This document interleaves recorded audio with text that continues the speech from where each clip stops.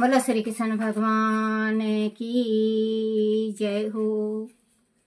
श्रीमद् भागवत महापुराण की जय हो। श्रीमद् भागवत महापुराण में 18वां अध्याय राजा ययाति की चरित। पानी ग्रहण करने का प्रस्ताव रखा। इस पर गुरु पुत्री होने के कारण उसने मेरा प्रस्ताव ठुकरा दिया। इस पर मैंने उसे श्राप दे दिया कि तुम्हारी पढ़ी हुई विद्या निष्फल हो जाए। तब कच्छ ने भी मुझे श्राप दिया कि कोई भी ब्राह्मण तुम्हें पत्नी रूप में स्वीकार नहीं करेगा। इस प्रकार कोई ब्राह्मण कुमार मुझसे विवाह नहीं करेगा। किंतु आप क्षत्रिय हैं, विधाता ने ही आपसे मेरी भेंट कराई है। ययाति देवानी को आश्वासन करके चला गया। देवानी रोते रोते अपने पिता के पास पहुंची और उसने शर्मिष्ठा के व्यवहार और राजा ययाति से भेंट का सारा समाचार उन्हें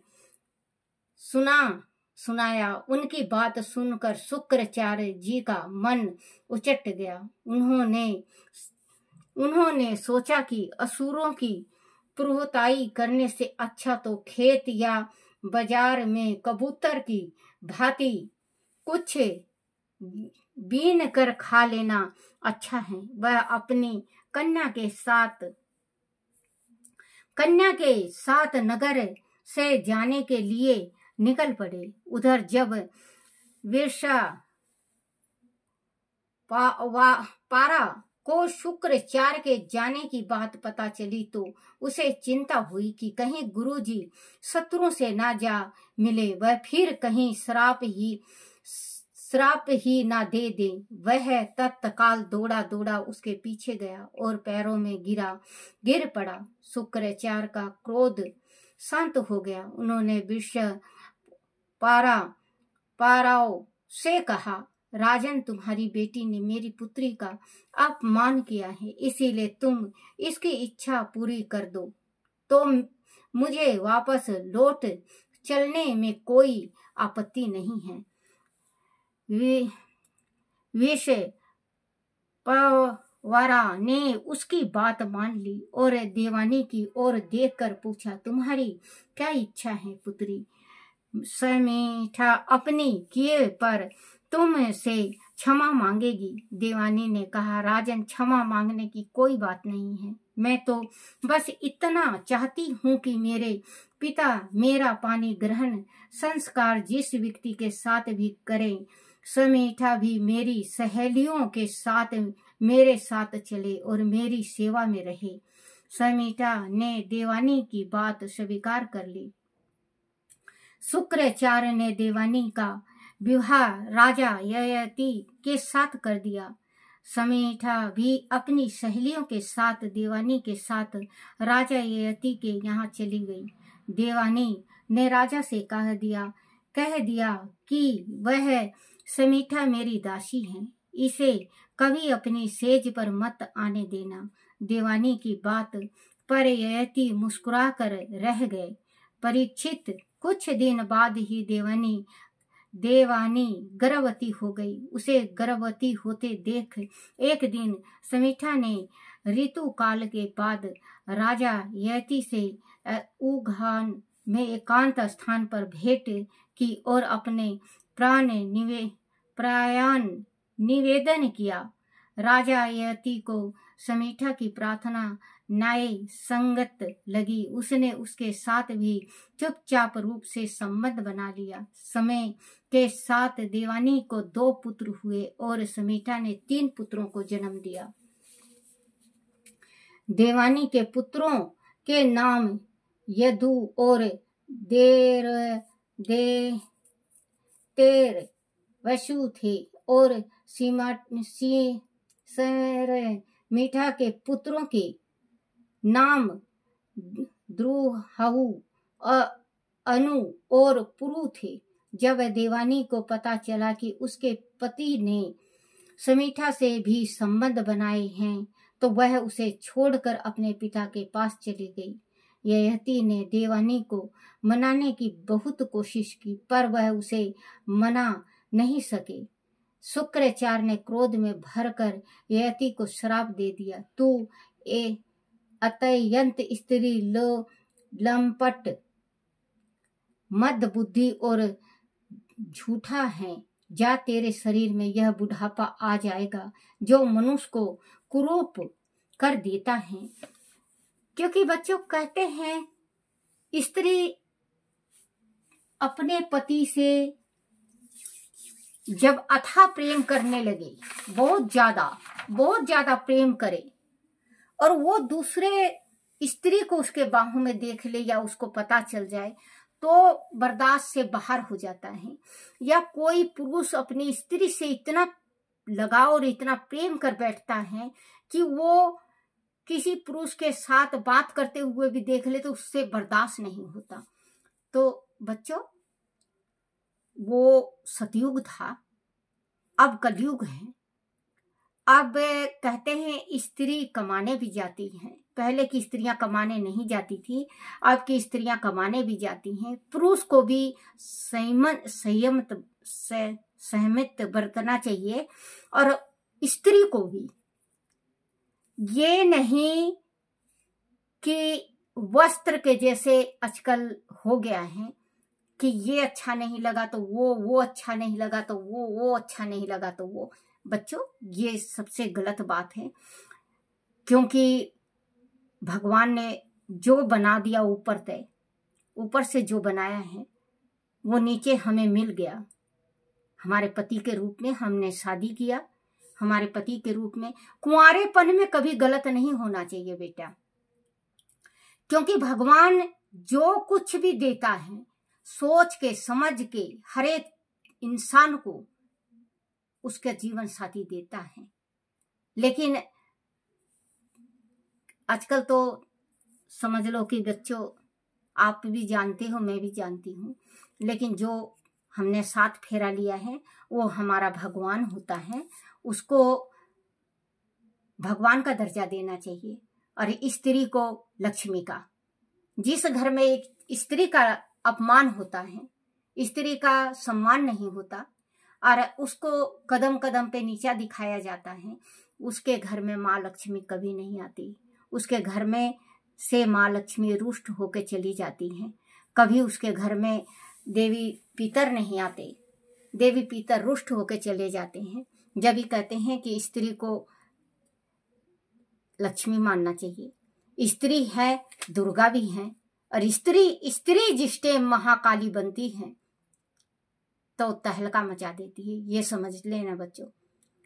अगर आप प्यार से रहते हो, आप दुख सुख पूछते हो अपनी स्त्री का, पत्नी का दुख सुख पूछो, दुख सुख हो जाए तो उसके साथ हाथ बटाओ, थोड़ा मोड़ा काम करो, तो बच्चों आपका जो गृहस्थी है वो खराब नहीं होगा, वो गृहस्थी खराब नहीं होगा।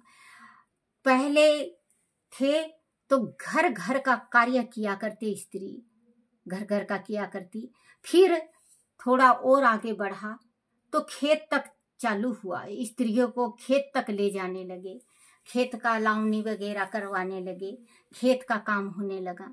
फिर थोड़ा सा आगे बढ़ा तो लड़कियां पढ़ने लगी, थोड़ा सा और आगे बढ़ा, समाज का नेचर, सोसाइटी का रवैया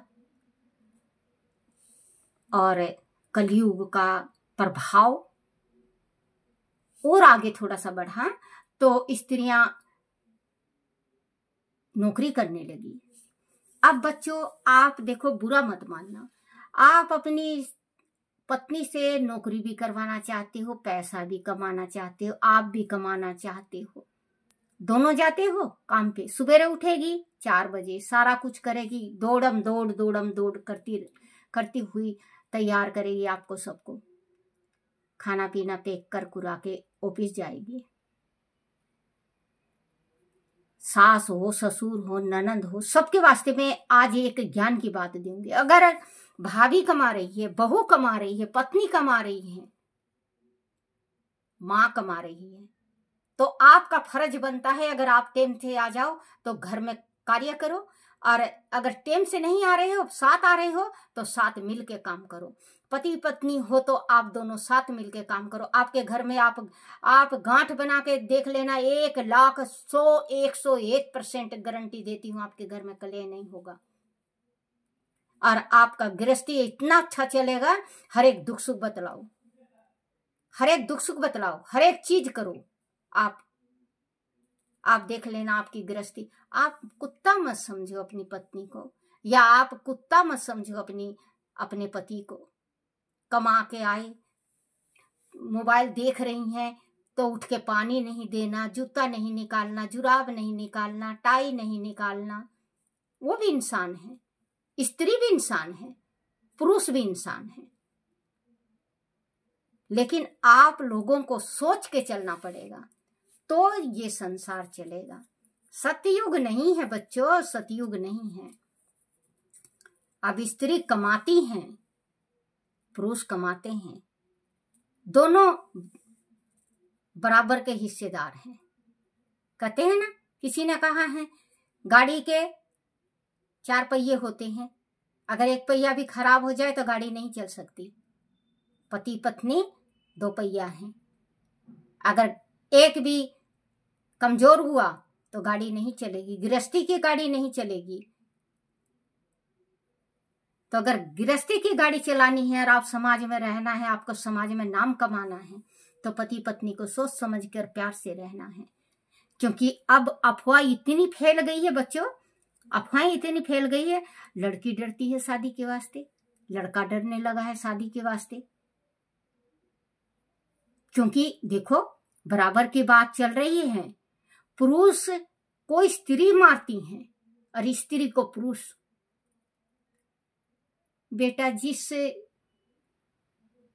के साथ तुमने 7 फेरा लिया, अग्नि के साथ 33 करोड़ देवी देवता आते हैं आशीर्वाद देने, और उस पुरुष के या उस स्त्री के आप नहीं हुए तो संसार में आप किसी के नहीं हो सकते, किसी के नहीं हो सकते।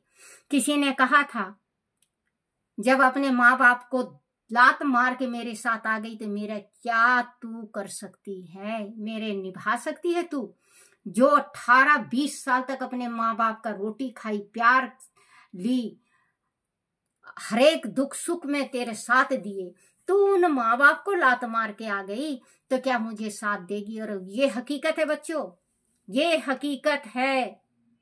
आप आज प्यार में अंधे होके लेके चले जाओ, 2 साल, 4 साल, 2 महीना, 4 महीना, 6 महीना, 5 साल, फिर आप कहीं वो कहीं।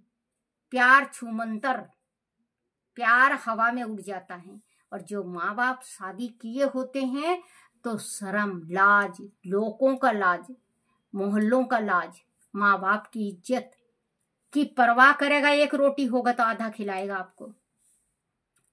तो अपने माँ बाप की सिर की पगड़ी का ध्यान दिया करो, और आप अपनी पति पत्नी दोनों प्रेम से रहो, जो कल ने आपको किसी का भी बर्दाश्त ना करना पड़े, किसी की ताना। बच्चों, एक बात आप खुद बैठ के सोचना, आप स्त्री हो तो अगर आप किसी के साथ गलत हो और आप अपने स्त्री के, आप पुरुष अपने पति के साथ जा रही हैं, वो पुरुष आगे 2 दोस्तों में खड़ा है,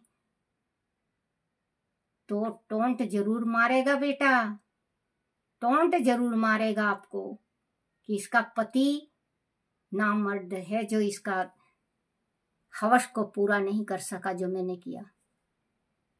और आप पुरुष हो, आप स्त्री हैं, आप पुरुष हो और किसी गलत स्त्री के साथ गलत हो तो स्त्रियों, जो औरतें हैं, वो आपके मुंह में जरूर थूकेंगी। सहना पड़ता है पुरुष को, स्त्री हो जाए गलत जब भी नामर्द, और अगर अपनी स्त्री को प्यार ना करे जब भी नामर्द। स्त्रियां क्या कहेंगे? नपुंसक, अपनी स्त्री को तो सुख दे नहीं सकता, दूसरे जगह गोबर खा रहा है। आज जो बात है इस संसार का हकीकत है वही कही हूं मैं, और अगर बुरा लगे तो मुझे माफ कर देना। और पति पत्नी प्यार से रहो। अगर आप पुरुष हो, कार्य कर रहे हो, आपकी स्त्री कमजोर है, अगर शाम को आओ तो जरूर उसका हाथ बटाओ, सुबेरे जाओ तो जरूर हाथ बटाओ। और कुछ नहीं, बच्चे हैं, बच्चों का टिफिन पैक करवा लो, रख दो, बच्चों का बाल बांधो, कपड़े पहना दो, उनकी वर्दी, देखना आप कितने प्यारे हो जाओगे। ये नहीं कि बिस्तर में पड़े पड़े आर्डर फरमा रहे हो, चाय लाओ, पानी लाओ, कॉफी लाओ, ये गलत बात है। और बच्चों, मेरे से कोई गलती होगी हो तो मुझे माफ कर देना, क्योंकि बच्चों देखो 2-3 महीना हो गया है मुझे, 17 जनवरी से मेरी तबीयत खराब है, बहुत कमजोर हो गई हूँ मैं कल भी मुझे बहुत 105 बुखार था, रात को भी था। आज थोड़ा उठी हूँ, नहाई हूँ, आज एकादशी है, मैं सोची चलूँ माँ भगवती का स्मरण करके कान्हा का थोड़ा सा ज्ञान पढ़ लूँ, एकादशी का डाली हूँ सुबह। तो बच्चों मुझे माफ करना, कुछ गलती होगी तो है मेरे कान्हा, आप भी माफ करना। जो हकीकत है इस संसार का वही बयान की हूँ मैं।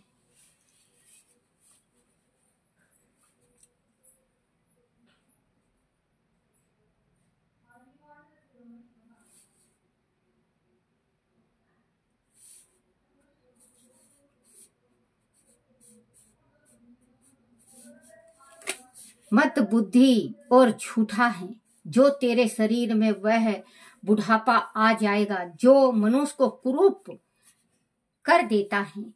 ययाति ने शुक्राचार्य के पैर पकड़ लिए और विनती की, विप्रवर, आपकी पुत्री के साथ रहते हुए अभी मेरी तृप्ति नहीं हुई है, इस श्राप से तो आपकी पुत्री का भी अनिष्ट होगा। शुक्राचार्य ने कहा, ठीक है जाओ, मेरा श्राप तो तुझे सहना ही होगा, किंतु तेरा जो भी पुत्र स्वेच्छा से अपने यौवन के बदले तेरा बुढ़ापा स्वीकार कर लेगा, तभी तुझे यौवन का सुख प्राप्त होगा। बाद में जब तेरा जी भर जाए तब तू अपना यौवन फिर से अपने उसी पुत्र को दे देगा। वह ब्राह्मण का वचन है। ययाति शुक्राचार्य से विदा लेकर अपनी राजधानी लौट आया। वह प्रवेश करते ही उसे उस पर बुढ़ापे ने आक्रमण कर दिया और वह कुरूप हो गया। उसने अपने बड़े पुत्र यदु से उसका यौवन मांगा, परंतु यदु ने साफ मना कर दिया। इस प्रकार ययाति के दूसरे पुत्र रवसु, द्रुहु और अनु ने भी अपने यौवन देकर बुढ़ापा स्वीकार करने से मना कर दिया। तब यति ने अपने सबसे छोटे पुत्र पुरु को बुलाकर अपनी इच्छा उसे बताई, तो वह बोला, पिताश्री, आपकी कृपा से ही मुझे परम पद की प्राप्ति हो सकती है। यह शरीर आपका ही तो है, दिया हुआ है। इस संसार में पिता के उपकारों का बदला नहीं चुकाया जा सकता। उत्तम पुत्र वही है जो पिता के मन की बात जानकर अपने प्राणों का उत्सर्ग कर दे। कहने पर यदि किया तो ऐसा पुत्र मध्यम श्रेणी का कहलाता है, और जो आज्ञा को न माने वह अधर्म होता है। उसे पुत्र ही नहीं कहा जा सकता, यह तो पिता का मल मूत्र ही है। आप सर्वस्व मेरा यौवन ग्रहण कर लें। यह परीक्षित पुरु ने ऐसा कहकर संकल्प द्वारा अपने यौवन अपने पिता को दे दिया और स्वयं बुढ़ापा ग्रहण कर लिया। राजा भी उसकी जवानी लेकर हर प्रकार से विषय भोगों में लिप्त रहने लगे। देवानी को भी वह मना कर ले आए। परीक्षित ययति सातों द्वीपों के एक छात्र सम्राट थे। पिता के समान ही वह प्रजा का पालन करते थे। उन्होंने देवानी को प्रसन्न करने के लिए कितने ही बड़े बड़े यज्ञ किए और समीठा से किनारा किए रहे, किंतु पुरु के प्रति उसका स्नेह बराबर बना रहा। इस प्रकार 1000 वर्ष तक उन्होंने अपने प्रिय विषयों का उपभोग किया, परंतु इतने से भी यति की भोगों से तृप्त नहीं हो सकी। बोलो श्री कृष्ण भगवान की जय हो। श्री कृष्ण गोविंद हरे मुरारी, हे नाथ नारायण वासुदेवाय, हे नाथ नारायण वासुदेवाय, हे नाथ नारायण वासुदेवाय। देखो बच्चों, ये ग्रंथ में भी लिखा हुआ है कि माँ बाप को अगर शरीर का चमड़े का अगर जूता भी पहना दोगे तो उनका कर्ज नहीं उतरेगा। लेकिन आजकल के जो बच्चे हैं तो माँ बाप का परवाह नहीं करते। कहते हैं कि बच्चों, तीर्थ अगर है तो माँ बाप के चरणों में, चारों धाम है तो माँ बाप के चरणों में, भगवान है तो माँ बाप के चरणों में। लेकिन आजकल के माँ बाप, आजकल के बेटा बेटी माँ बाप को मानते नहीं। बाहर के जो बंदे कह देंगे वो उनके वास्ते ठीक होगा, और घर के वास्ते जो माँ बाप सलाह देंगे वो गलत होता है। तो इसी वास्ते वो खता खाते हैं।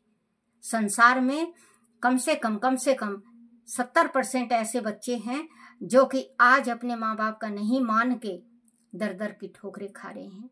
तो हाथ जोड़ के प्रार्थना है, अपनी माँ बाप का जरूर माना करो। जो माँ बाप कह दिया वो ब्रह्मांड का लेख है, ये समझ जाओ। माँ बाप आपकी भलाई चाहेंगे, दूसरा बुरा। अब वो आपकी इच्छा है, आप अमल करते हो या नहीं। बोलो श्री कृष्ण भगवान की जय हो। आरती श्री भागवत भगवान की है, आरती पापियों के पाप को है तारती।